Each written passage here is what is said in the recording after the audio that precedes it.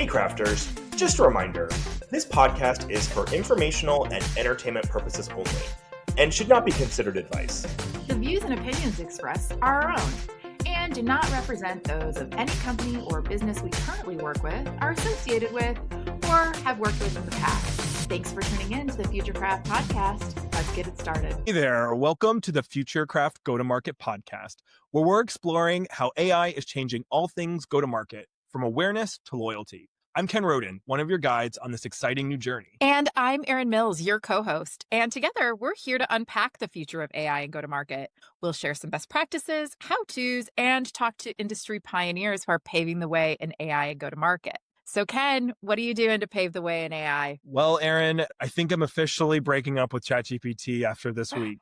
I know. So a couple episodes ago, I shared how I was using ChatGPT for baking because I'm really into baking this year. And what I did is I put a recipe in and say, make it idiot proof. So I could get step by step, remind me to do things. If I needed to make sure the butter was room temperature, it had me do that at the beginning versus me finding out halfway through the recipe. That was great. Did it with a recipe. I was using peaches as my fruit to make muffins, and I thought something looked weird. So I took a picture of it, and ChatGPT was like, oh, they're too moist. You should take the peaches out of the batter and bake them independently for 15 minutes. And so I did. And it said, oh no, you shouldn't have done that. That was a horrible idea. So I can't trust it anymore. Maybe it's me, maybe it's ChatGPT, but it's just not working.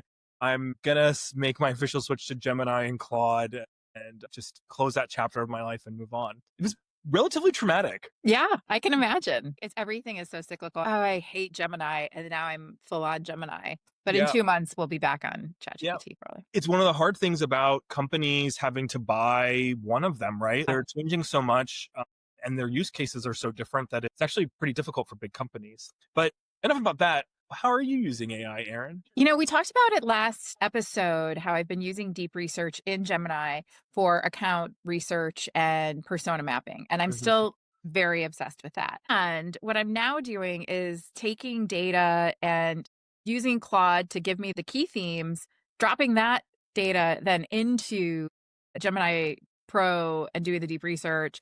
And then what's really cool, and I think this is a very fun feature, is you can create your own little apps and you can have it make infographics and things. You even take that code and drop it into Lovable or drop it into Canva Code or whatever website, whatever you're thinking about doing with it. So I've been playing a lot around with that. And then one of the projects I was working on was understanding why our inbound or some of our inbounds weren't converting into opportunities and where there might be some opportunity and coaching by rep.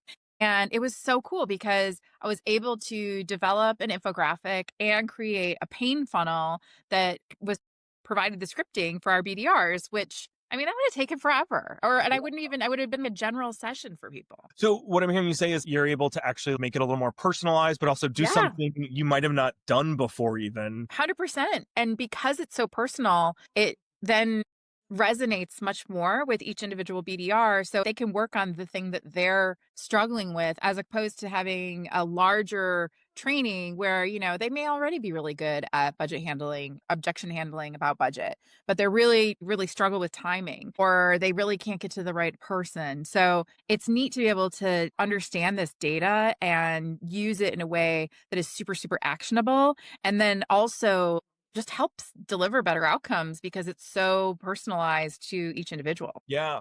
What I really like about that is it's really appeals to the individual, like you said, but that way they actually see the value of AI versus, you know, somebody giving them some templates we made, you've got to go. And I think that's where AI is going to stick for especially frontline, you know, sellers or BDRs who have to be out there. That's what's in it for them, is time saving and something personalized. Yeah. And I think that it actually plays really well into the conversation we're going to have with our guest, which is it really also applies to customers. And so I've been working with some of our AMs and better understanding what products the adoption looks like, what do the conversations look like, and then what are some of those early indicators that can help us trigger what might be an expansion opportunity, or where do they need more training, or where are things falling down. And There's no way you could do that at scale without AI. So you mentioned it. Who are we talking to? We're talking to Amanda Berger today. She is one of the most innovative chief customer officers out there. She's really focused on AI, but also having a human in the loop. And I think it's really an interesting way she's thinking about accelerating her team's efficiency and getting verified outcomes as opposed to vanity metrics. And so, you know me, I like a good metric. So can't wait to talk to her. Give you a scorecard and you're a happy person. That's right. Give me a dashboard. All right, let's get to it. More Okay. okay. And we're back. Most teams try to bolt on AI onto customer experience and then wonder why NRR doesn't move. Today, a CCO who has shipped AI in search and personalization, then chose a human network over algorithms, now brings it back to recruiting. Here's how to know what should be human, what should be a machine, and what to measure on Monday. So if your CS team enters a deal at the finish line, you're already losing on expansion, and our guest has a fix. With us is Amanda Berger, Chief Customer Officer at Employ, previously Head of Customer at HackerOne, Lucidworks, and Rich Relevance. Amanda builds customer organizations that proves business outcomes, not vanity metrics. Amanda, so happy to have you here. Thank you, Erin. I'm super happy to be here today, too. Awesome. So let's dive into it. Your career reads like a roadmap of enterprise AI evolution, from AI-powered e-commerce personalization at Rich Relevance to human-powered collective intelligence at HackerOne, and now to augmented HR at Employ. And doesn't feel random, feels super intentional. How has this journey helped your philosophy on where AI belongs in the customer experience? Yeah, no, that's such a fun question. It goes back even further than that because I started my career really in the late 90s in what was first called decision support and then business intelligence. And all of this is really just data and how does data help humans make decisions. And I think what's evolved through my career is how quickly we can access data and how spoon-fed those decisions are. Do you have to really start drilling around and looking for a needle in a haystack? Or does that needle just pop out at you and poke you, and then you can make the decisions based on it? And I think that's been the thing that's changed the most in the 20 plus years since I've been doing this. My career has definitely evolved along with that. I think it is intentional. I really got bit by the data bug early on, realizing that information is abundant. It becomes more and more abundant as the years go on and we have more and more endpoints. The way that we access that is really the difference between making good business decisions and poor business decisions. The fun thing about realizing that that's my forte is that there's so many different applications of it. I've really been able to evolve with that in the role that I'm in, where I'm the person that focuses on customers. Once they become customers, you realize that's really just about humans helping humans be successful. And so that convergence of where's the data, where is it the human, has been really central to my career. All the way back in 2019, you had talked about how excited you were for AI to become truly personal and not that segment-based approach that was happening back then. Flash forward to now where Gen AI has taken over. How close are we right now and what's still missing? I don't think we're that close. And I'm going to give you an example. In 2019, 2018, I was at Rich Relevance and Lucidworks. Both of those companies essentially had search technologies that made it easier for consumers to find things that they wanted to purchase. Product recommendations. And, when you search, if you search for like a black sweater and I search for a black sweater, like obviously Ken, you and I are going to have different black sweaters pop up. And, back then I think I would have said that in terms of it was pretty segmented. So like, obvious, like you're going to have a man's black sweater. I'm going to have a woman's black sweater. And obviously the segmentation is more detailed than that. I sent her a picture of a jumpsuit the other day and I said, do you think she should buy it? And my friend said, you should ask ChatGPT. And I was like, that's such a funny idea. And she's like, yeah, send ChatGPT a picture of you and your measurements and ask it. So I did. Now, a little bit of intel. I am 5'2". So I sent ChatGPT this question and ChatGPT was like, well, if you buy it, you should have it tailored. And that was its answer. And so I thought that was an amazing example of how back then we were sort of segmenting and calling it personalization. And I think we still are, right? Like with all that information, its answer was, you said you were 5'2". You seem like a short person. answer for a short person. And I think that that rings true in less sort of like silly examples. I think we are still really segmenting and calling it personalization, and AI makes it easier to do that and perhaps more accessible, but still, it's really still segmentation. Continuing back on that thread of the Wayback Machine, you started as a philosophy major taking on man versus machine courses, and now you're implementing AI companions. What would your college self say? And did philosophy prepare you in ways that maybe a business degree didn't or wouldn't? Yeah, I think it did. I think some people look at my philosophy degree and they think it's like hilarious, but I actually love my philosophy degree because I think it really taught me to critically think about issues like this. And I don't think I would have known back then that I was thinking about like, where does the machine end and where does the human begin? And that was going to have so many different applicable decision points throughout my career and my lifetime. I also could never have envisioned this career for myself, but I do think it's very, very relevant. First of all, what you're really learning in philosophy is logical thought process. If this happens, then this. And that's fundamentally the foundation for AI, right? If you're short, you should get your outfit tailored. If you have a customer who has predictive churn indicators, you should contact that customer, right? It's really enabling that sort of thought logic at scale. I think I have a very strong foundation in that sort of logical thinking based on my philosophy degree. And I think it really has helped prepare me for this world we're trying to figure out how to apply that kind of algorithm to everything that we do. Yeah, so talking about algorithms, and probably my favorite thing to talk about is the scoreboard. You've called NRR, GRR, NPS really lagging indicators.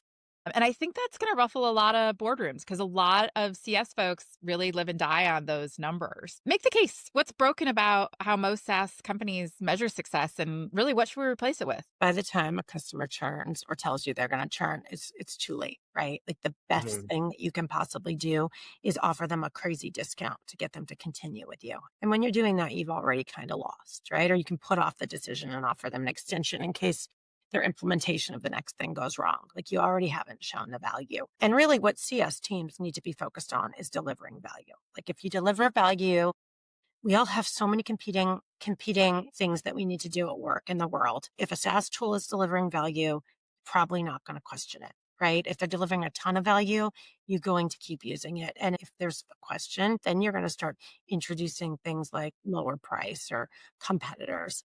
Customers decide before they tell you whether or not they're going to pull the technology out. And you usually miss the signs. So you've got to look at what those leading indicators are. I think they're different everywhere I've gone. I'll give is like, I've worked for some companies that if there's a lot of engagement with support, generally that's a sign that the customers really care and they're trying to make the technology work for them. And it's a good sign. It's like an engagement sign. And, you'd say their churn risk is low. Other companies I've worked at, when customers are really heavily engaged with support, they're frustrated and it's not working for them and their churn risk is high. And I think you've got to do the work to figure out what those churn indicators are and how that factors into what should be your leading indicators, which is, are they achieving verified outcomes? Are they healthy? Are there early risk warnings and indications? You have to really do that work to figure it out, whatever company you're in. So one of the things that I got really excited learning about you was your passion for customer satisfaction as a score, because it is granular and actionable. And I was wondering, could you share a time where CSAT drove a change in an AI-backed experience and produced some sort of business result that you could actually measure? And that's a tough one because whenever you're thinking about attribution, as a customer success person, we're looking to always tie an end result to an action. When I was doing e-commerce, person saw recommendations, put those things in their cart and bought them. That's pretty clear, right? Even in hiring, their time to fill positions is faster. And so they're hiring faster and making more money, like pretty clear. But in security, it's like a little bit less clear. And I love giving the example. And Aaron, I might have even heard me give this example before of like, if like we all live in houses, right? And like none of our houses, I don't think got broken into last night. Mine didn't, yours didn't, I don't think. And so, you don't though, like go to work in the morning and say, I had such a good night because my house didn't get broken into, because you just expect that.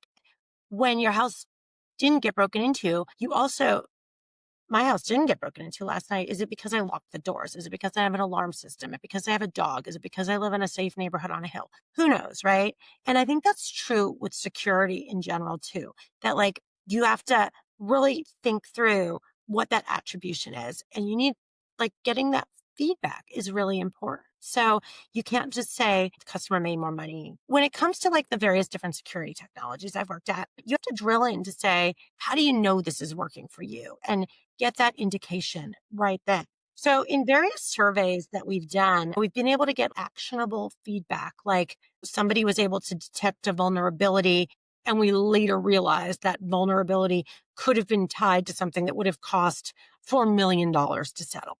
And that's the kind of feedback that you don't necessarily get without really digging around for it. And then I think once you're able to get that once, you're able to like tie that attribution to other things. And that's the kind of information that you can't get without asking a lot of questions.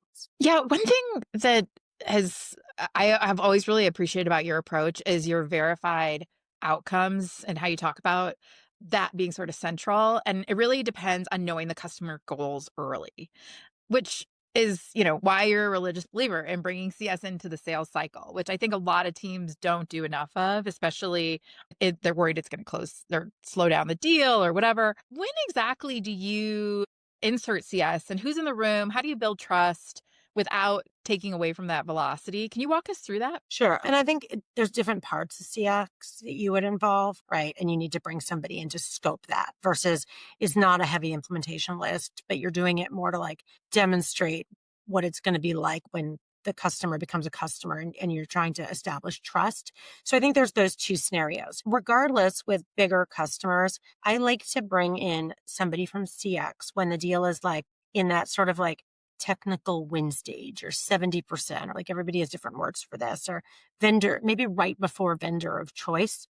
And usually it is for one of those two reasons. One is that if CX is going to have to scope the deal and deliver, I really like CX to be involved in that. I think you should always be part of deciding what you're going to be accountable to deliver. I think that's really important. And I think you can, talking about lagging indicators, I think so much churn actually starts to happen when an implementation goes south before anyone even gets off the ground. And then I bring CX in, and actually, I talk to tons of customers who are prospects early in the deal because in this world of technology, what really differentiates an experience is humans. Like, a lot of our technology is kind of the same, right? Like we're all evolving no matter what space we're in.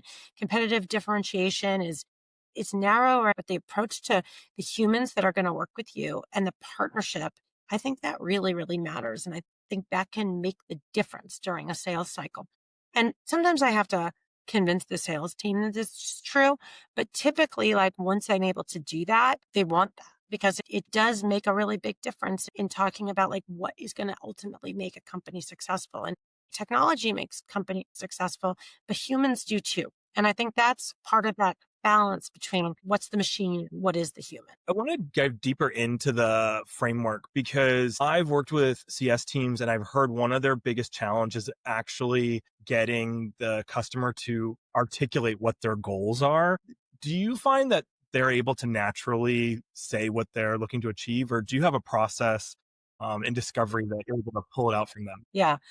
Ken, that's such a good question. Right now, I mostly deal with talent acquisition solutions, and what a recruiter's goal is or a head of recruiting's goal is might be really different than what the CFO's goal is. That is one of the challenges, that when you're looking at outcomes, whose outcome is it? I think one of the reasons you want to get involved during the sales cycle is because during the sales cycle, they tell you what they're looking for, right? It's very, very clear.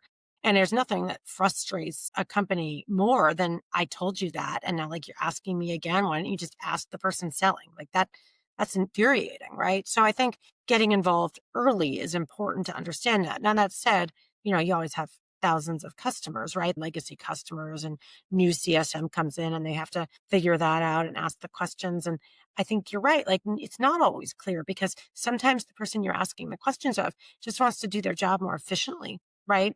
And they're not able to necessarily tie it back to that bigger picture. And that's where sort of the art of triangulation and relationships and being able to sort of ask those leading discovery questions to understand what is the business impact really? But I think if you can't do that as a CS leader, you probably won't be successful and you probably won't retain your customers for the long term. Yeah, I think that's something people really struggle with. I mean, it's why maturity models are out there in a way, just to get a clearer picture of what people are doing. I want to switch gears a little bit and get your hot takes on, sort of when to use humans, when are humans replaceable. At Employ, you're implementing AI companions for recruiters. What do you like? How do you think about when humans are irreplaceable? When should AI step in and where do you think it's going? Yeah, I mean, this is sort of a controversial one, right? Because we're talking about hiring, and hiring is so close to people's heart, jobs for our livelihood. Everybody, I think, is worried a lot about bias in AI.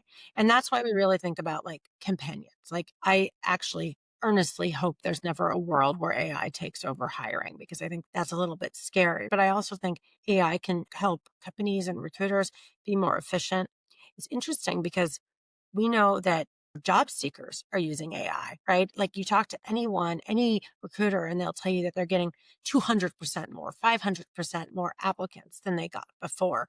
And that's because, people are figuring out how to apply to multiple jobs very quickly using AI or modify their resume using AI. Like the only way that they can keep up is by similarly using AI to sort through that and to figure out where, what are the best fits. So I think that it's a tool and it's a friend to that recruiter, but it can't take over the recruiter. And you always have to be very, very thoughtful about bias and keeping that individual approach when you're talking about hiring solutions. It's funny because there's a lot of debate right now about why AI is not being adopted by professionals right now. And I think there's probably a few reasons. How do you position AI as being that companion rather than threatening what they do? Yeah, it's a good question. There definitely is a lot of fear about it. I think some of the fear is compliance based, and I think that's like totally justifiable. And companies should really think about compliance and bias for sure. There is that piece that, people are worried about AI taking their jobs. I think that if you don't use AI, AI is going to take your job. And if you use AI, it's probably not going to take your job. And the way I think about it is like I've always been like a very big fan of delegation. And I've always thought about like in every aspect of my life, if there's something that I don't want to do, how can I delegate that thing? Right? Like if I don't want to empty the dishwasher or do my children's laundry, how do I delegate that thing? And in a professional world, like the thing I never want to do is like I'm not very good at putting together beautiful PowerPoint presentations. Like I'm just not very good at that. And I don't want to do it.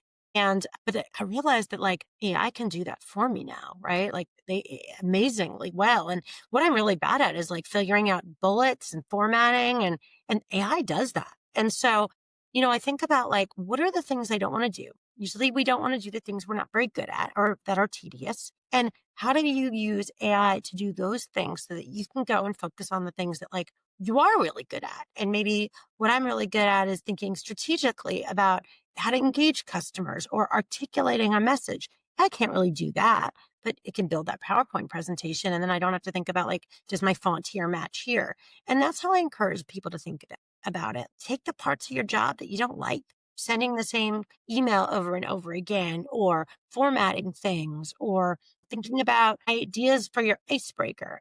Leverage AI for that so that you can do the things that make you special and that make you really, really stand out at your job. And I think that the people that can figure that out and leverage it the right way will be incredibly successful. Yeah, one of the things I hear leaders often say after they've done an AI implementation is they're like, I wish I would have just focused on the boring stuff because trying to do the sexy things were like way too controversial and AI actually wasn't that good at it. So a little bit of a lesson learned, which I think aligns to what you're saying of focus on what you can delegate and what's going to make the biggest impact for you to focus on what matters. And also, that's going to improve your life. If you love planning trips, which I do, don't use AI to plan your trips. But if you hate meal planning, use AI to do your meal planning, right? I think it's as simple as letting it be a tool in your life. And then I think you'll end up being very successful with it. But if you let it take you, I think it ends up being more of a scary, overwhelming thing. I want to shift gears a little bit and go back to leaders because they're going to face more pressure from their leadership, boards, investors to adopt AI more as AI becomes more capable, right? And that's going to potentially lead to roles being cut. And that is a legitimate fear of workers right now.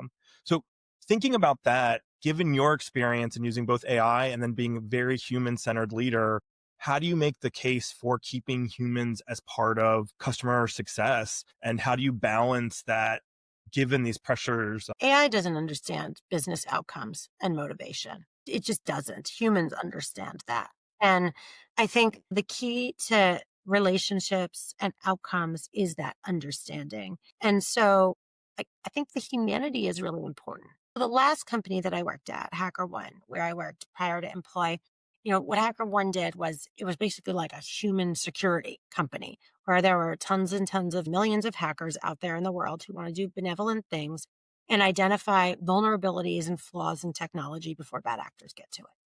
And there's tons of different layers of technology, AI driven. Tons of companies have made tons of money, and there's huge stacks of security technology out there. And yet, no matter what, there's always vulnerabilities that only a human can detect.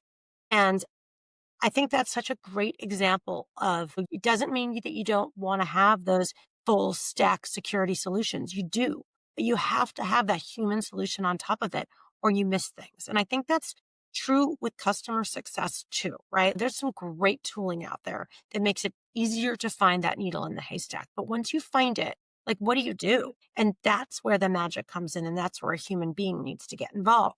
Because customer success, it is called customer success because it's about success. It's not actually called customer retention. And our job is to retain our customers, but we do that through driving success. And I don't think that AI can do that. Like, it can point out when a customer might not be successful or when there might be an indication of that, but it can't solve that problem and guide that customer to what they need to be doing to get outcomes that are going to improve their business. I encourage everybody to remember that what actually makes success is that human element. And without that, we would just be called customer retention. That's such a good point. I have been at so many companies where the emphasis is on retention, even though there is a success team. And it's like, really, it is marrying it up to sort of be like, no, to retain, you have to be successful. Listeners listening now at Futurecraft, we love a good framework. And so would love to get your framework for AI-powered customer experience to retention and expansion and increasing LTV. How do you make those numbers real for a skeptical?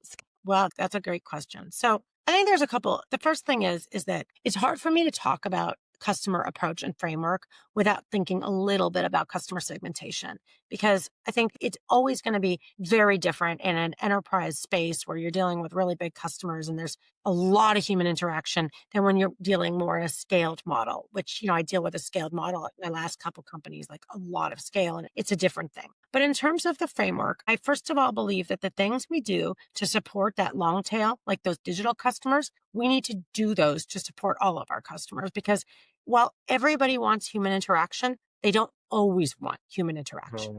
And I think you have to think about, like, where is it that a person, you have to think back to, I'm a person. Where do I want to interact digitally with a machine? Like, if it's a bot, I only want to interact with it until it stops giving me good answers.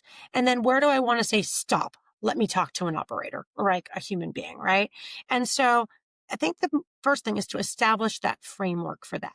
If you could find a document or a video that shows you how to do something quickly and efficiently rather than talking to a human, like, it's human nature to want to do that, right? If I can change my flight when I'm on my app on my phone, I'm going to do that there rather than go stand up at a counter.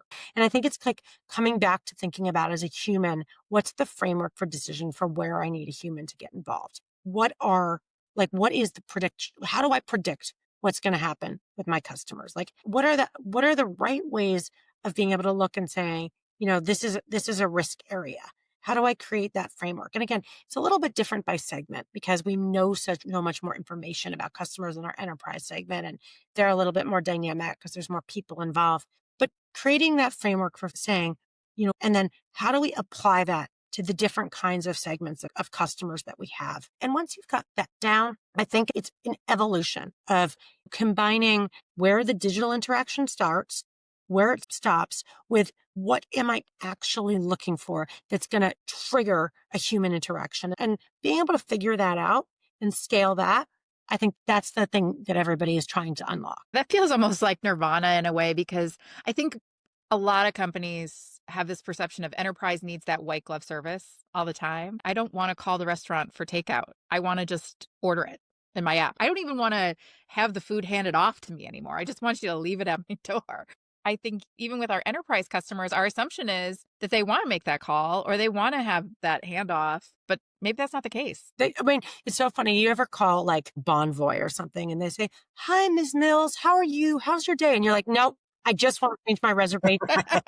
Like, and so it's figuring out like, how do you balance that with how do you give that white glove service, or, whatever you might want to call it, with that balance for sometimes the right interaction is a digital interaction, and figuring out that framework. One of my favorite examples of customer engagement around that is the Sephora one, where you pick up the basket that says that's like black and it means talk to me, but if it's white, it means I just want to shop on my own. And I just think that's the best thing to reflect the mood that you're currently in. Speaking of the psychology of all of this, I'm curious about two things. So I want to ask you about AI and customer success teams, and then I want to talk about AI and the teams that you're talking to about adopting your companion at Employ.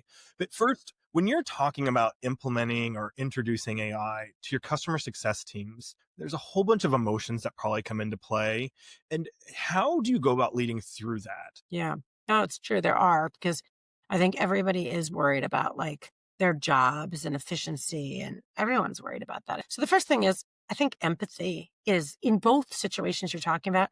I think human empathy is a really, really important ingredient. And thinking about like what might these people be worried about? Like they're worried that they're not going to have a job, right? Or they're worried that their job is going to be less interesting. And being able to manage through that empathy and like kind of getting back to that example of no, no, no. Like let's take the things you don't like in your job and try to figure out a way to automate those things so that you can do the things that you like, right? Like maybe you don't want to look at like pages and pages of data, which like back in the days when I started my career in business intelligence, you look at like pages and pages of data and you sort it and you drill into it and you like look for that thing. I don't want to do that. I just want to be told what the thing is, right? I want an alert. And now we get that. And so it's how do you help them realize that they're going to get to that actionable information sooner that's going to allow them to be successful, one, and two, that it's not cheating. And I think that's like, I think people feel like it's cheating. I found like you have to get people over the hump of using like ChatGPT or similar tooling to write emails for them. The example I use is when I write emails, if I leave it to my own devices, I use the word definitely over and over again. I might do that when I'm speaking to. We'll have to see. And so I always have to be like really thoughtful and say, I always use the word definitely. I need to use a different word this time, whatever. And now I realize that if I want to just still write that email, I could say definitely as many times as I want. And I put it through ChatGPT and it's going to reduce the number of definitelys and make me much, much more articulate. And that's like, it actually saves so much energy and time. And when I tell people that, they're like, oh, that seems legit. That doesn't seem like cheating. It seems like legit, but it actually is a great efficiency gain. It's interesting because there's this whole concept around how do you motivate people to change? And they have to, one, believe there's a problem. Two, they have to believe and be able to see what the heaven looks like. And then three, they have to believe that they can get there, that there's a path. And so if they don't believe all three of those things, there's no way they're going to change because there's no motivation there's no action to drive them. I want to flip it now to your customers because they have a different mindset. And, specifically when I think about talent acquisition in HR, they're going through their own kind of, I would say, transformation around how AI is going to impact their jobs. So how are you talking to your customers about this? Yeah. I mean, and also like the talent acquisition space has been a little bit rough the last few years, right? It's been one that there's been a lot of layoffs and it's hard to get jobs. So I think there's two things there. One is, I think in order to stay competitive in that space, you have to be up to speed on tooling, and AI is critical for that. And so having that conversation is certainly very useful. We've actually been doing like a lot of different dinner series in various cities around AI. And I've been talking to tons of different customers about how they're using AI. And the thing that comes up over and over again is like what we already talked about, that the candidates are using AI and they just cannot keep up. without using it. And so that I think has been a compelling argument to use it at least for some things. I think there's been a lot of technology advances, like for example, Calendly or similar tools at like, I don't know what, 5 years ago, I don't think that was prevalent at all, but it's made things so much more efficient. Even if you look at tools like Ramp or Expensify that have made expensing so much more efficient. These are all examples that are, I think, relevant for people in the talent acquisition space. The adoption of those has made their job better, not worse. And I think they're pretty AI adjacent. And being able to use those examples of, look, you adopt these things, it's going to make your job easier. I think that's been very helpful.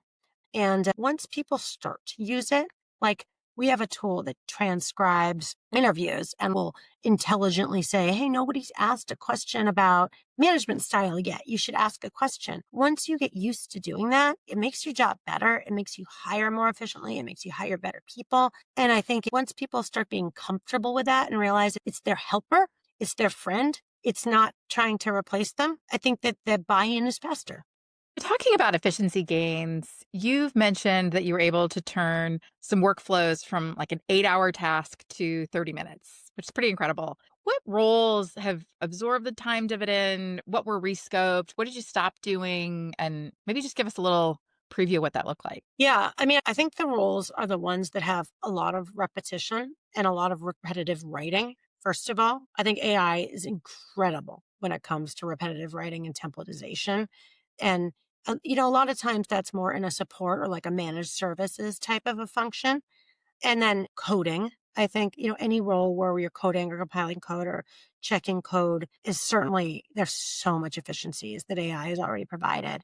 Those are areas that have made a massive, massive difference. I think less so on the traditional customer success, sort of customer success management role. I definitely think there's efficiencies, but I don't think it's been that dramatic. Where I've seen it be really, really dramatic is more on sort of these managed service examples where people are doing repetitive tasks and there's a lot of like, they have to churn out reports. I think it's made their jobs just so much better. And so when they do provide those services now, they can add so much more value. Rather than churning out reports, they're able to think about what's the content in my reports. And that's very beneficial. The hardest CX job to hire will be blank because of blank. I think it's like these forward deployed engineer type of role, right? These subject matter experts. I think one of the challenges in CX for a while, or CS in particular for a while, is like, what's the value of my customer success manager? Are they the retention person? I feel like there's been an evolution of maybe they need to be the expert. And what does that mean? And I think there'll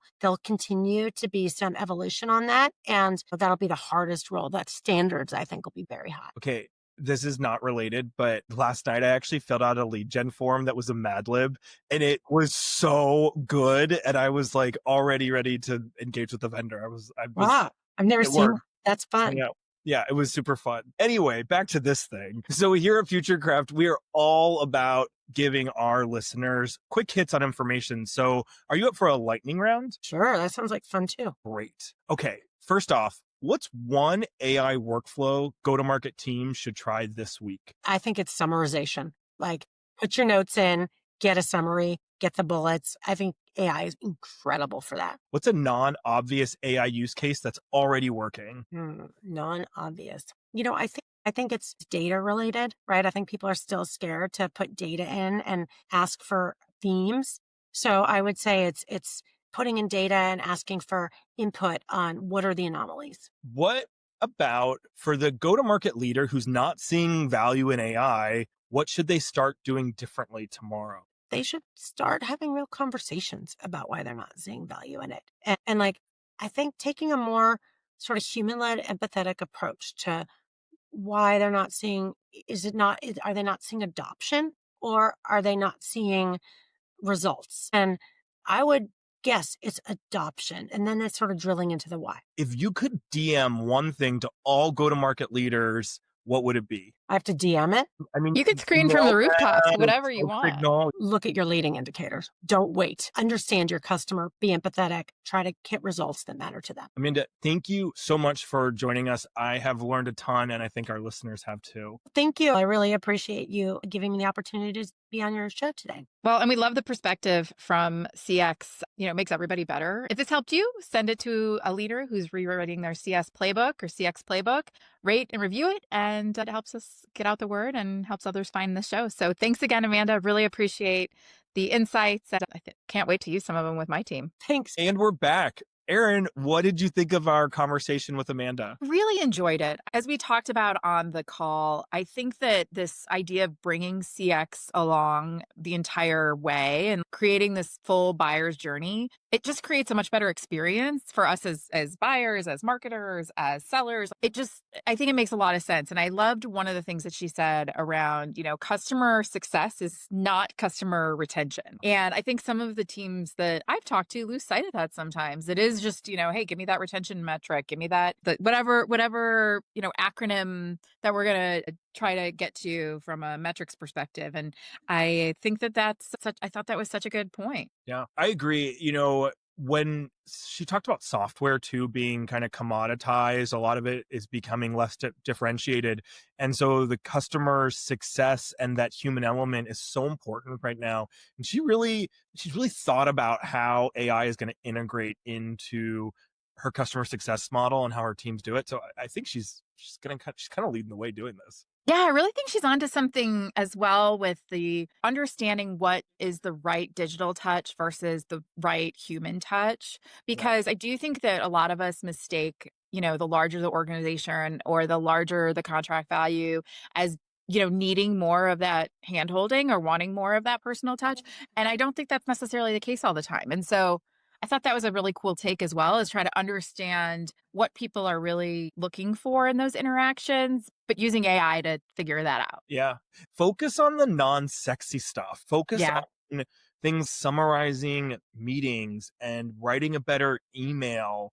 That's the stuff that really impacts people and saves them time. And that's the stuff they don't want to be doing anyway. And so use AI for that so people can be more strategic or leverage critical thinking and find value in the work that they're doing versus transcribing meeting notes. Or deciding whether you should buy a jumpsuit. Well, I'm going to buy the jumpsuit. Me too. Okay. Well, with that, there's another great episode. Thanks, Amanda, again for joining. And thank you for listening. If you liked what you listened today, give us a like, a subscribe, a follow, give us a rating, and tell a friend, because that's how we get the word out. And we appreciate all of you listening. And until next time, let's keep crafting the future of AI and go-to-market together.